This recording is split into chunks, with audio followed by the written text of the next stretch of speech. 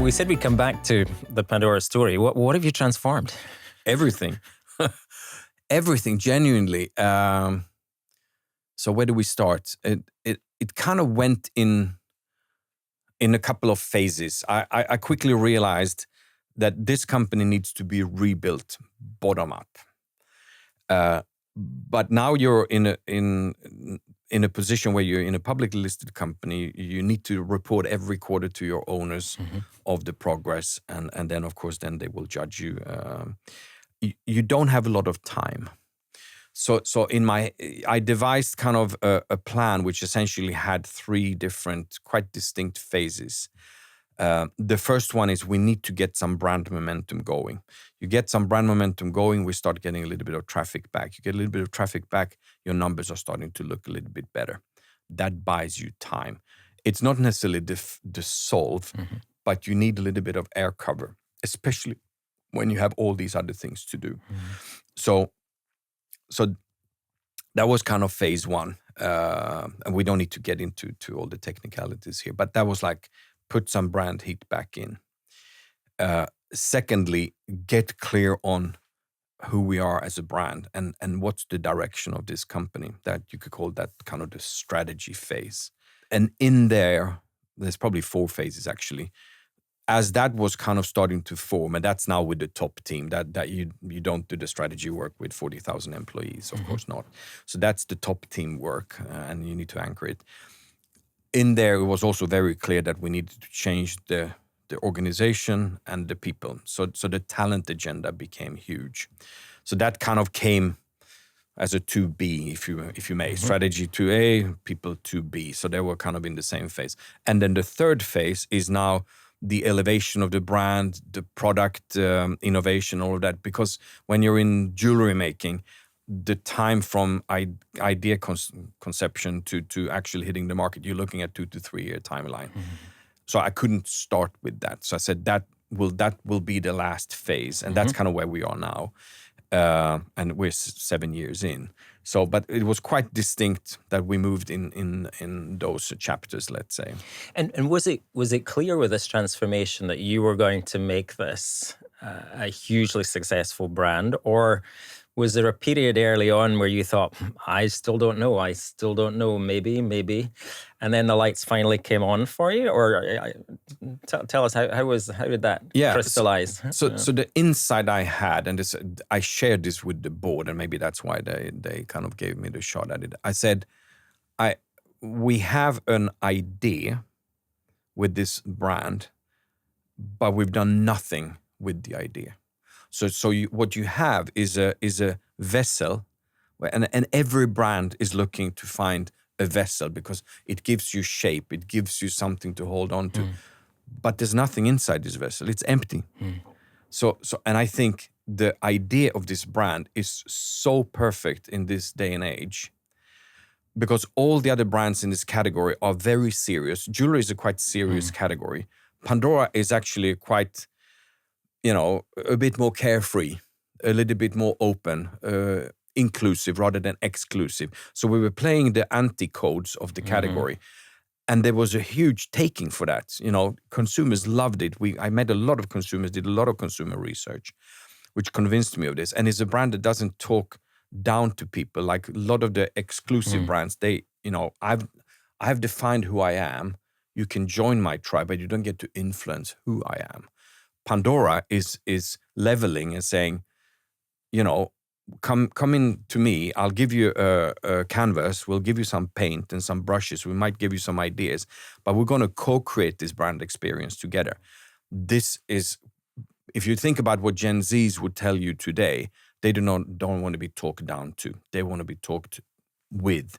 They want to be side by side with you. So for me, it was like fantastic. As a brand guy, I said, this is perfect. This is such a great place to be from a brand standpoint. So I said, but we need to do all of that work. We have all the mechanics just sitting in front of us. The problem was with the previous generations of leadership teams, they were so focused on the retailing side of things. So they didn't do any of the brand work. So this was whatever brand was there had been running dry for almost 20 years, and at one point these things crash. So a brand is like a relationship. You need to keep investing in it, but you need to be clear on who you are as an identity. So it was all there.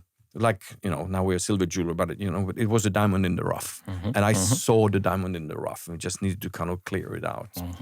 So that was really, and that work was the first thing I did, essentially saying, so what's the reason for this brand to exist? And there was many, many good reasons. Said, great, we know what they are. Now we need to tell people those things and stay consistent in that. So that was phase one. And what it did was it actually woke up a lot of our lapsed consumers. They said, oh, wow, the brand is back. So the trajectory of comeback was almost instant. And then I knew this is going to work. So was this your flywheel? And there were three things in that flywheel. One was, who is this brand? Clarity on, you write it on a piece of paper, and then you work it, and then it's written in stone, right? Then, okay, now I need to invest more in media, so I need to talk to more people, and I need to take that brand purpose and turn this into interesting advertising. Those three things were the first things I did. And then traffic started flowing back.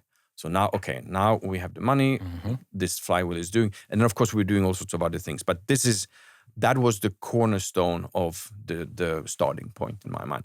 And at that point I told Maria, I think we got this. And then she said, great, now we're moving to Denmark. There you go.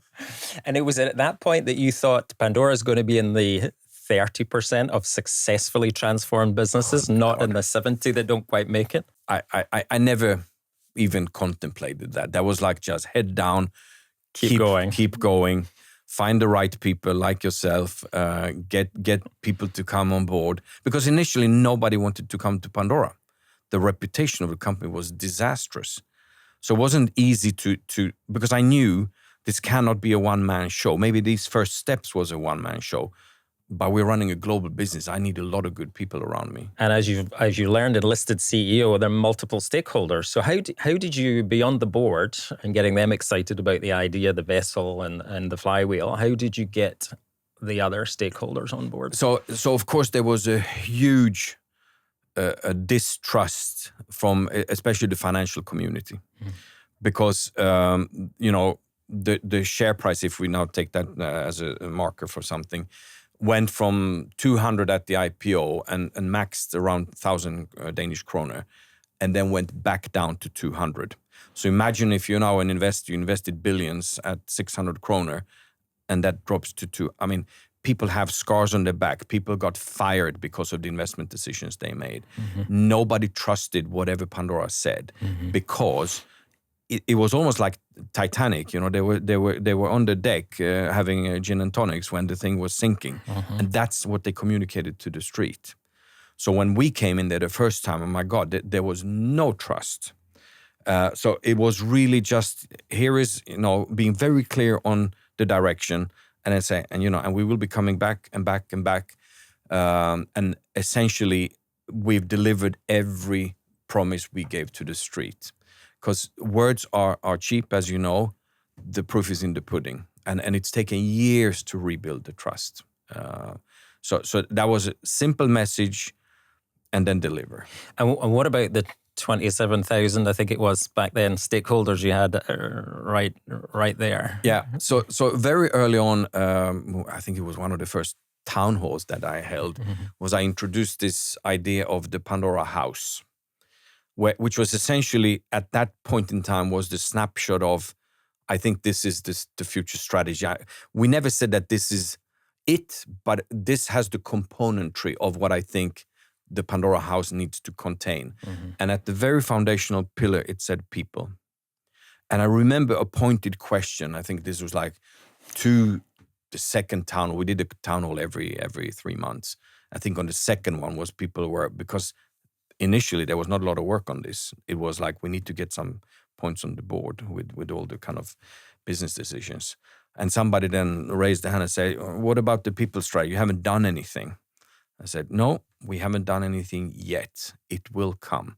And trust me, it will be the cornerstone of the future success of this. You cannot build anything on flaky grounds. It just doesn't work like that. And so customers, clients came with you on this journey? Our customers are our consumers, right? So there was also initially was clarity on what the, let's say, growth algorithm should look like. What are the things that matter? And everybody had a different opinion, and that in and of itself is a problem. So you have some people say, we need to improve the conversion rate of people coming through the store or our online business, or we need to raise prices, we need to lower prices, we need a product innovation, we don't need product innovation. I mean, it was all over the shop. So then I spent some energy on trying to understand, what is the key driver? Of course, there are many drivers in any business, but what is the one thing that I need people to be focused on? And then we're going to incentivize people to do that thing. So you create a language of commonality, right? And and as I went through all the data, because we had quite a lot of transactional data in the business, there was the strongest correlation to growth was traffic. Okay, it was not conversion rate, it was not purchase frequency, it was not basket size, it wasn't units per transaction, and people were running around and chasing all those metrics. So and in the end, I found none of these things actually move a lot. They're constants. So that in and of itself is already a statement to say, keep doing what you're doing. Don't let go of them, but don't overinvest energy behind them because they will not move the needle a lot. And I said, then we need to put all the energy on traffic. Traffic is the strongest correlation to like-for-like growth in our business. And therefore, you will all be bonused on like-for-like growth. So all of you guys that think selling in stuff to partners or whatnot, I don't care. I'm not going to incentivize that behavior. It's actually the wrong behavior. What we need to be thinking is doing things that are going to move things out of the store. And of course, then the marketeers, your job is to chase more people through the door. You drive the traffic. Yeah. So that was quite important to establish from the beginning. Nobody believed in incentive system in the company because the last 3 or 4 years people got nothing out of it. So that was also important to set realistic targets, but with one goal.